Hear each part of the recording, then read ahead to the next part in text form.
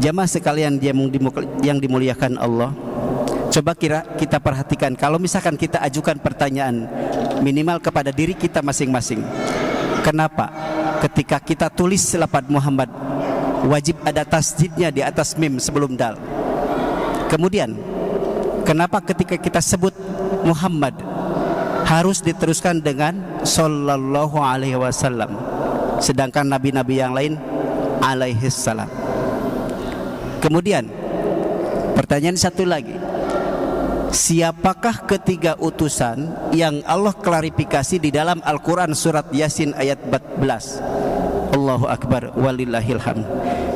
Inilah tiga pertanyaan yang harus kita tapakuri, kita renungkan. Kenapa Allah mengatakan aktsarun nasi la ya'lamun? Kebanyakan manusia tidak mengetahui kepada nabinya sendiri. Jamaah sekalian yang dimuliakan Allah, Baginda Rasulullah telah menerangkan bahwa jumlah para nabi itu ada 124.000 nabi. Yang diangkat Rasul ada yang mengatakan 315 dan ada pula yang mengatakan 313. Yang harus kita ketahui ada 25 nabi. Dari Nabi Adam, Idris, Nuh, Hud, Soleh, Ibrahim, Lut, Ismail, Ishak, Yakub, Yusuf, Ayub, Su'em, Musa, Harun, Zulkifli, Dawud, Sulaiman, Ilyas, Ilyasa, Yunus, Zakaria, Yahya, Isa, Muhammad sallallahu alaihi wasallam. Baginda Rasulullah adalah nabi terakhir.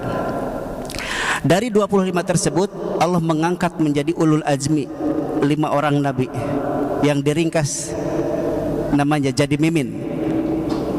Mimin itu adalah singkatan dari Muhammad, Isa, Musa, Ibrahim, Nuh. 5 orang nabi diangkat menjadi ulul azmi yang mempunyai keteguhan hati. Kemudian dari 5 tersebut Allah angkat lagi menjadi sayyidil mursalin atau tuannya para utusan yang disebut baginda Rasulullah sallallahu alaihi wasallam. Nah, jamaah sekalian yang belum keidrok oleh kita semua, ada satu orang figur yang belum diangkat, makanya kita terus mendoakannya. Wa ba'ashu, hu adalah domir mufrad mudzakkar ghaib, itu bisa kita temukan di dalam doa setelah adzan. Wa ba'ashu, dan utuslahu domir mufrad mudzakkar ghaib. Perhatikan baik-baik, di dalam kalimat itu ghaibnya belum wafat tapi belum lahir. Maksudnya ghaibnya di situ belum lahir, bukan sudah wafat.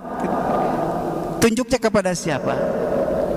Baginda Rasulullah mengatakan, ubasyirukum bil mahdi yub'atsu fi ummati ala ikhtilafi minan nasi wa zalazila fayamlaul ardu qistan wa adlan kama muliat jauran wa dzulman.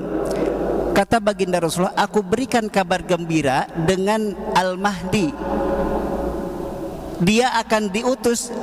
Yub'atsu yub'atsu, kalimat bentuk kalimatnya adalah mudhari majhul, dia akan diutus. Siapa yang bilang? Adalah baginda Rasulullah sallallahu alaihi wasallam. Dia akan diutus. Ternyata antara Imam Mahdi dan baginda Rasul itu satu pasang, seperti sepasangnya matahari dan bulan. Allah berfirman, subhanalladzi khalaqal azwaja kullaha mimma tumbitul ardu wa min anfusihim wa mimma la ya'lamun. Imam Al-Mahdi dan baginda Rasulullah itu satu pasang, bagaikan satu pasang langit dan bumi, atau matahari dan bulan, atau malam dan siang. Maha suci Allah yang telah menciptakan segala sesuatu berpasang-pasangan. Baginda Rasulullah diperumpamakan seperti bulan, sedangkan Imam Mahdi diperumpamakan seperti matahari. Allah berfirman, wa jumi'asy syamsu wal qamar, dan dikumpulkan matahari dan bulan. Jamaah sekalian yang dimuliakan Allah, seperti yang kita ketahui bersama, nama baginda Rasulullah itu adalah Ahmad. Allah abadikan di dalam Al-Quran surat 61 ayat 6, wa mubasysyiran bi rasulin ya'ti min ba'di ismuhu Ahmad. Sedangkan nama Imam Al-Mahdi kita dapati di dalam Al-Quran surat Al-Maidah ayat 48. Allah berfirman, wa anzalna ilaikal kitaba bil haqqi musaddiqan wa anzalna ilaikal kitaba bil haqqi musaddiqan lima baina yadayhi minal kitabi wa muhaiminan alaihi. Jadi nama asli Imam Mahdi adalah Muhaimin. Kita temukan di dalam Al-Quran. Muhaimin Ahmad Allah gabungkan menjadi Muhammad. Makanya di dalam lafaz Muhammad ada tasdidnya. Dan ketika kita sebut Muhammad sallallahu alaihi wasallam, itu tunjuk kepada sang khalifah Allah Al-Mahdi. Begitu Pak keterangan yang saya dapati dari Al-Quran. Imam Al-Mahdi ini adalah di dalam Al-Quran disebutkan sebaik-baik rezeki. Jadi sebaik-baik rezeki itu bukanlah harta, bukan tahta, bukan wanita, bukan pola kuota, akan tetapi sebaik-baik rezeki itu adalah petunjuk untuk menunjuki siratal mustaqim. Sampai kita mukim di surga, bersama-sama mukim di surga.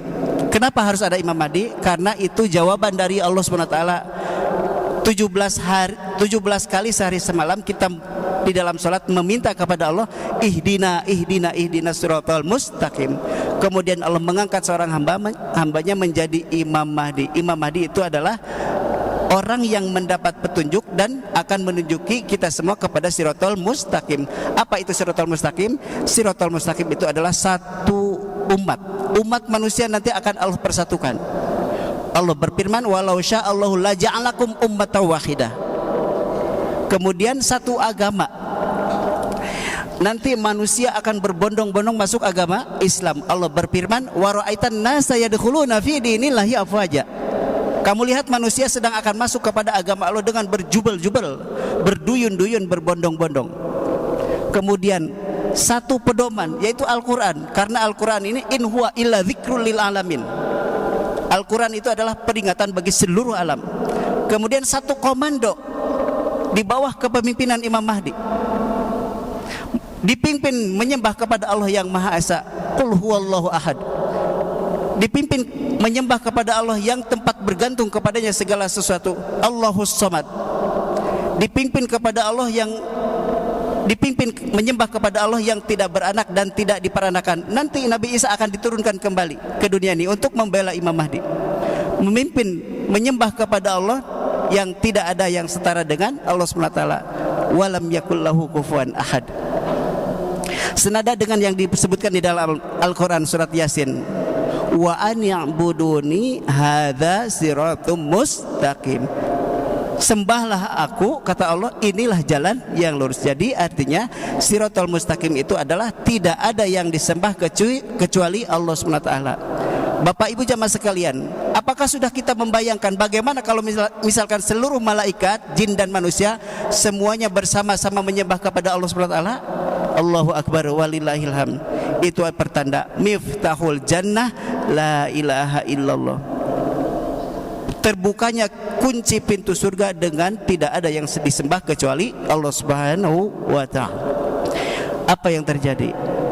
Allah yang maha gagah perkasa, Allah yang maha pengasih dan penyayang berfirman, wa ma arsalnaka illa rahmatan lil alamin. Aku tidak mengutus engkau wahai Muhammad melainkan sebagai rahmat bagi seluruh alam. Jamaah sekalian yang dimuliakan Allah, demikian yang dapat Al-Fakir sampaikan. Semoga ada banyak manfaatnya, khususnya bagi Al-Fakir, umumnya bagi kita semuanya. Namun mohon maaf dari semua kesalahan, kekurangan dan kehilafan Al-Fakir. Sebelum kita tutup, mari kita bersama-sama membaca tasbih kifaratul majlis. Subhanakallahumma rabbana wa bihamdika asyhadu an la ilaha illa anta astaghfiruka wa atubu ilaik. Jazakumullahu khairan katsiran wa jazakumullahu ahsanal jaza. Terima kasih atas kebersamaannya dan segala perhatiannya. Mohon maaf dari semua kesalahan, kekurangan dan kehilafan Al-Fakir. Al-haqqu min rabbik fala takunanna minal mumtarin. Billahi fi sabilil haqq fastabiqul khairat wa billahi taufiq wal hidayah war ridha wal inayah wallahul muwaffiq ila aqwamit thoriq. Wassalamu alaikum warahmatullahi wabarakatuh. Ring kali itulah dan tentu di